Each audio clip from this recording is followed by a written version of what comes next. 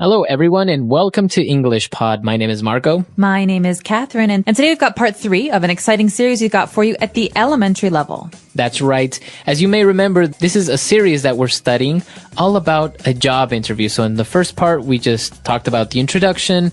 The second part was talking about your personal background. And now we're going to talk about your educational background. Okay, so the key topic here today is education. Let's take a listen to this dialogue, and we'll be back in a minute.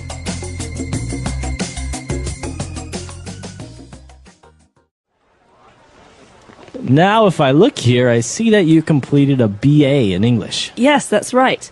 After graduating from high school in New York, I attended York University in the UK. My major was English, and my minor was business. I completed my BA in 2004. Yes, I'm pleased to see that you also got a distinction. Yes, that's right. I've always enjoyed studying. My friends say I'm a bit of a bookworm, but my father always pushed us to succeed at school. Well, it looks like his encouragement paid off, Rebecca. So how about extracurricular activities at university? Well, I've always been keen on writing, so I became the editor for the university student newspaper, which I really loved.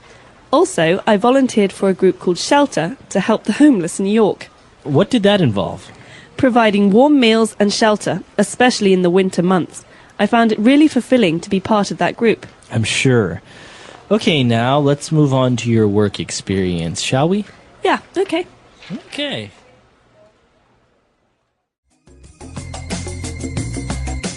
All right, we're back. So the girl was talking about her education, about her university, and she talked about some very interesting words. So why don't we take a look at those and language takeaway?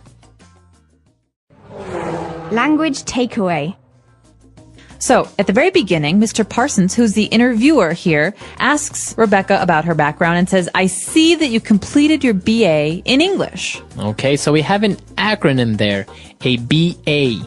This stands for bachelor's, or usually a 4-year degree at the beginning of your university studies. That's right. So it's a type of degree, right? A BA is, as you say, your bachelor's degree, and it usually takes 4 years. That's right. You have a Bachelor of the Arts, BA, but you also have a Bachelor of Science, which is a BS. So as you can tell, one is for the arts, like art history, music, things like that. The other is for sciences, like physics or chemistry. Very good. All right, so she has a BA in English, so she obviously studied the English language in university. Then she moved on to talk about her major and minor. That's right. So, as you know, a degree is not just a degree in the arts in general, but it usually has a focus or an area of focus. So, her area of focus, her major was English. This is the most important part of her studies. So many of her courses, most of her courses at university were in English. That's right, but she also has a minor in business studies. Okay, that means she also studied business and business studies. That's not as important as her English studies, but it was very much a part of her degree. So let's say that when she was studying in university, 70% of what she studied was related to her major, English. And maybe 30% was her minor, was business studies. That's right. And she goes on to talk about herself and her friends who describe her as a bookworm. This is a really nice adjective and very common in English. That's right. So if you are a bookworm or you describe yourself as a bookworm, it means that you like to study a lot. You like to read a lot of books. So bookworm is just like what you said, is someone who really likes to read, someone who's always reading, maybe someone who lives in the library.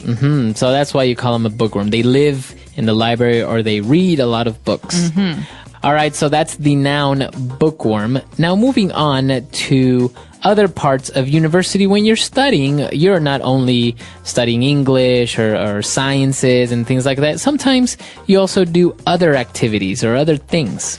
That's right. So you have your schoolwork, which is during school. It's English and business studies for this woman, Rebecca. But you also have what you do outside of school. This is called extracurricular activities. So that's a long word, extracurricular. That's right. So extracurricular means it's not in the curriculum, right? That's right. It's outside of school.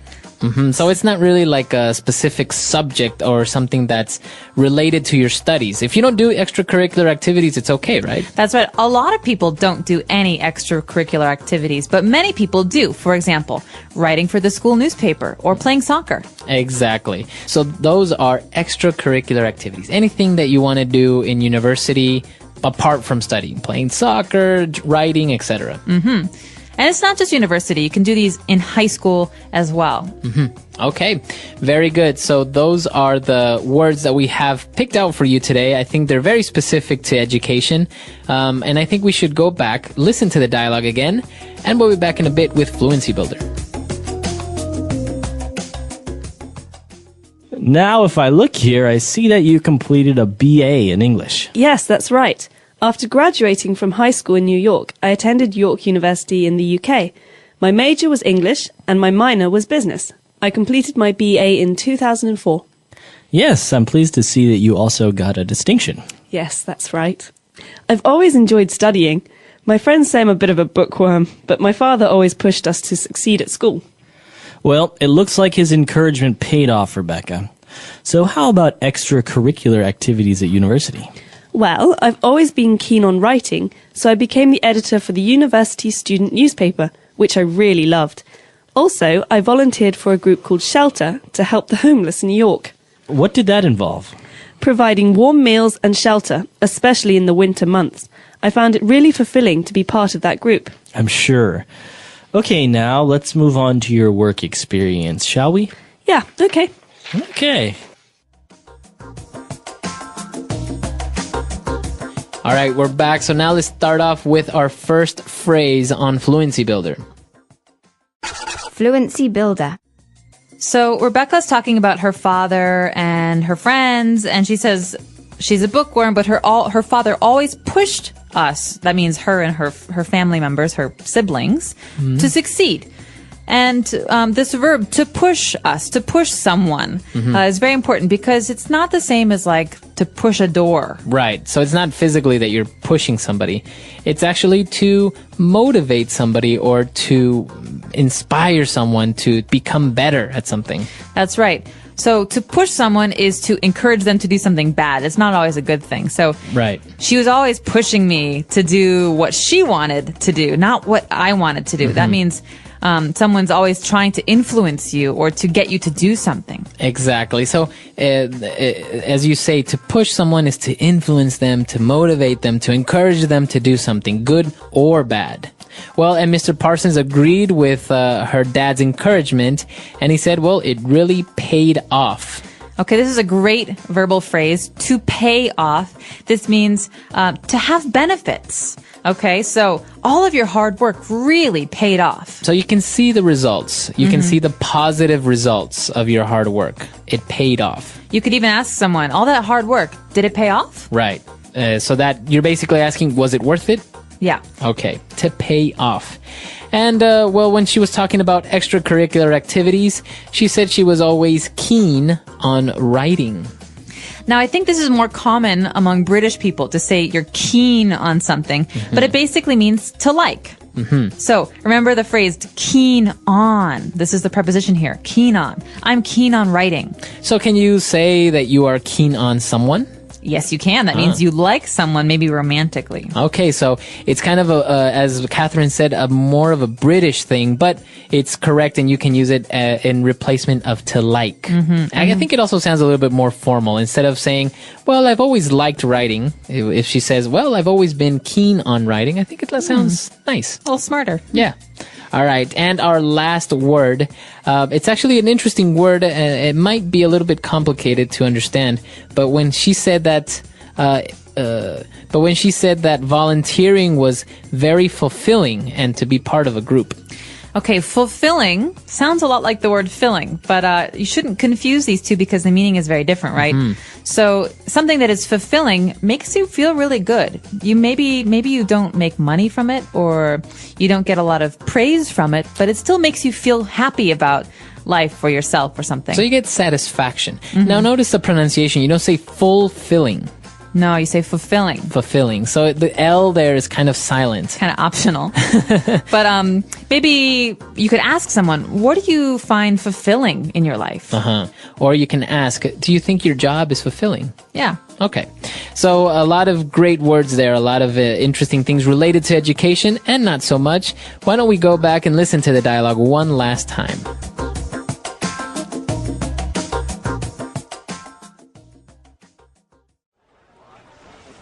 Now, if I look here, I see that you completed a BA in English. Yes, that's right. After graduating from high school in New York, I attended York University in the UK. My major was English and my minor was business. I completed my BA in 2004. Yes, I'm pleased to see that you also got a distinction. Yes, that's right. I've always enjoyed studying. My friends say I'm a bit of a bookworm, but my father always pushed us to succeed at school. Well, it looks like his encouragement paid off, Rebecca. So how about extracurricular activities at university? Well, I've always been keen on writing, so I became the editor for the university student newspaper, which I really loved. Also, I volunteered for a group called Shelter to help the homeless in New York, What did that involve? providing warm meals and shelter, especially in the winter months. I found it really fulfilling to be part of that group. I'm sure. Okay, now let's move on to your work experience, shall we? Yeah, okay. Okay.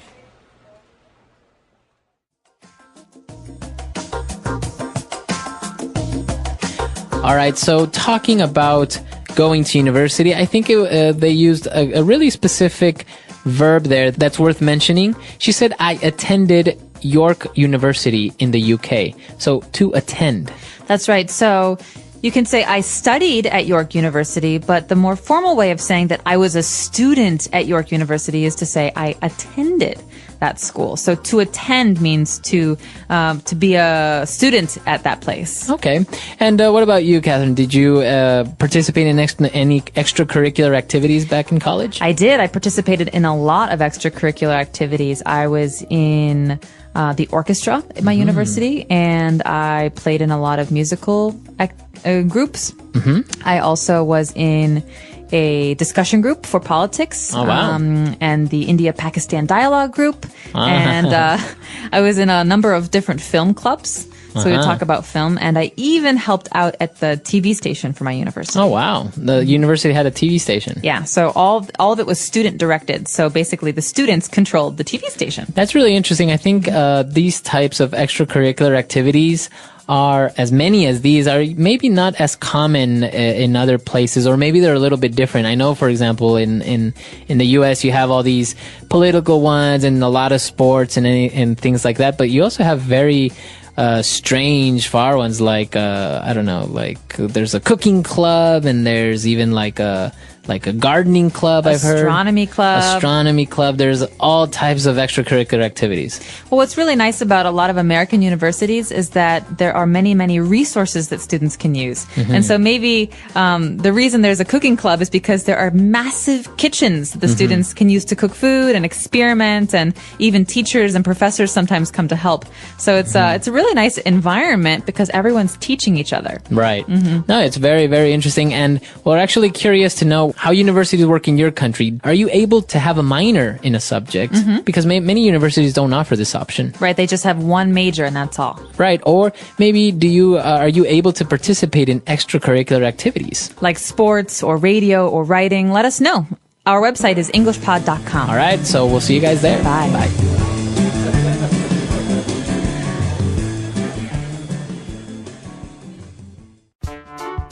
The English Pod Audio Review. Listen to the meaning, then say the vocabulary word.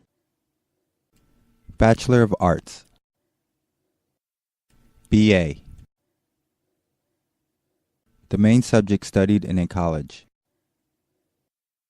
Major. A second subject studied in college. Minor. Excellence. Distinction. A person who likes reading and studying. Bookworm. To affect positively. Pay off. Extra activities. extracurricular, willing or eager to do something, keen on, want to do something without being forced or pay, volunteer, contain, involve, full of happiness and satisfaction, fulfilling, to encourage or persuade someone to do something, push, Let's try that faster. willing or eager to do something, keen on, want to do something without being forced or pay, volunteer, a second subject studied in college, minor, full of happiness and satisfaction, fulfilling, extra activities, extracurricular, to affect positively, pay off, Bachelor of Arts, BA, contain, involve, excellence, distinction, a person who likes reading and studying, bookworm, to encourage or persuade someone to do something, push, the main subject studied in a college,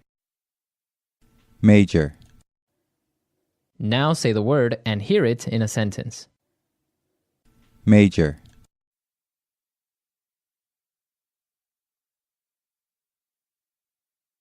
you're almost finished with your first year of college. Have you decided on a major yet? Major,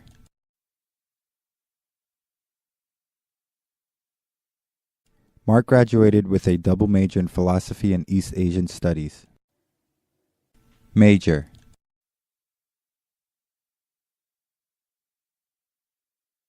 I attended the University of Washington where I majored in economics. Distinction,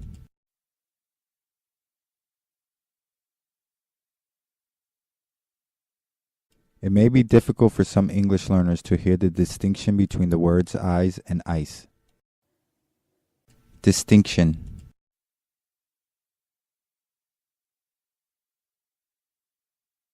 only the best of the best students at British universities receive distinction. Distinction,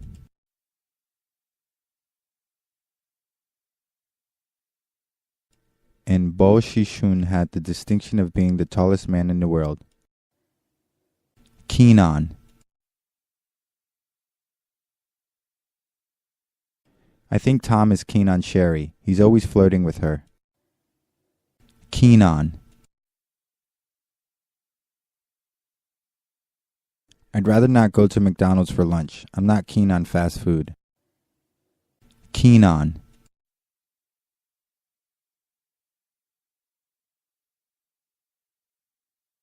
my boss is really keen on golf these days, so we bought him monogrammed golf balls as a gift. Pay off,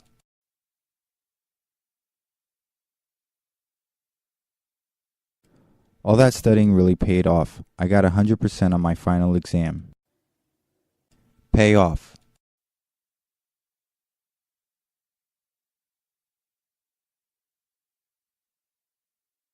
my daughter doesn't like going to violin lessons 3 times a week, but I tell her that all this practice will pay off someday.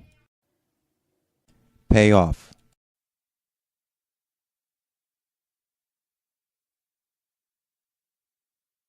we took a risk with this marketing campaign, but it really paid off. Our customer base nearly doubled.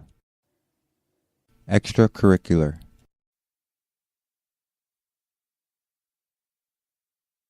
what extracurricular activities did you participate in while you were in college? Extracurricular,